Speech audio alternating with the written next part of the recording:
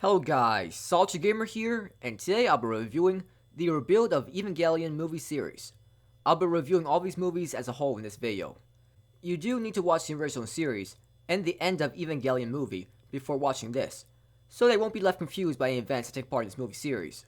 I wasn't sure about watching these movies at first because I already watched the original series and sequel movie to it. People were saying this movie series has its own unique take on later events that occur in the story, so I decided to watch all the movies. The premise for the movie series is the same as the original series. It's just that the movie series takes a much different path than the original anime.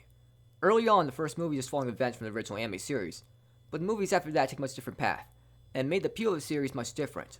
What got me interested in Neon Genesis Evangelion anime in the first place were the weird psychological events that took place, and seeing characters try to deal with their inner struggles in life.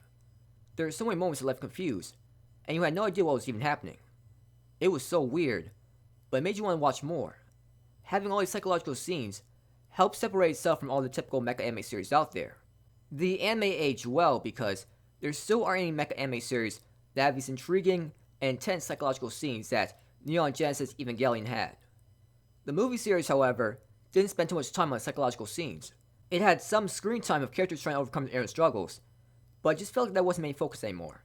It's pretty obvious what the main focus of this movie series was. It was all about the action and intense battles. The movies head into a much more chaotic situation, where there's really hopeless feeling throughout the movies. It shows more what would happen in the worst case scenario. It showed characters dealing with aftermath of certain world-changing events. In this movie series, Shinji went through much worse events than what happened in the original series. You can't help but wonder how to deal with essentially being caused of terrible events that occurred in later movies.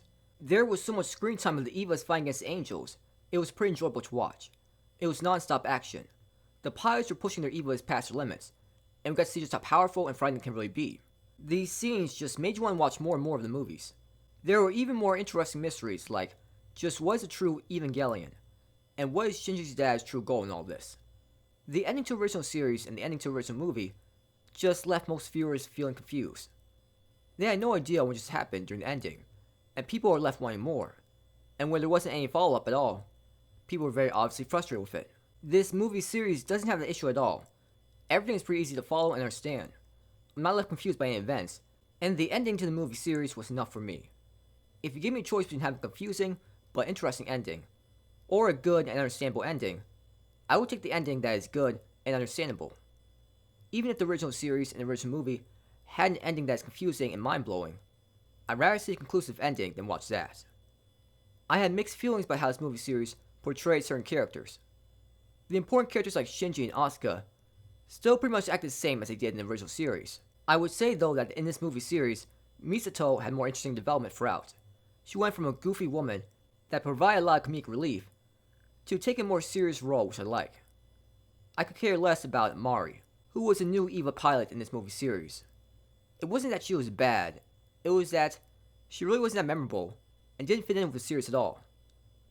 Every character, even Asuka, were dealing with a lot of inner struggles, and it felt like they were very unhappy. And then you have Mari, a cheerful, happy girl that makes a lot of funny witty remarks.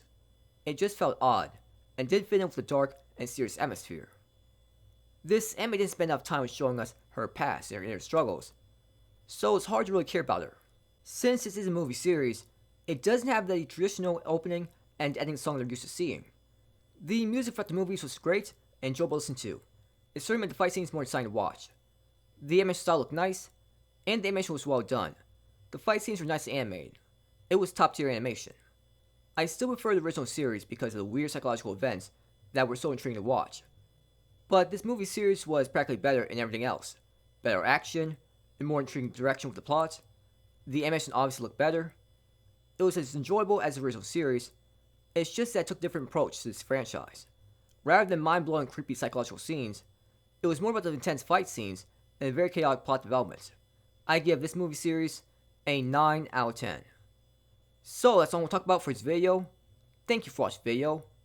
Have a good night wherever you are, and please like and subscribe if you enjoyed this video, and please comment if anything interesting in the video.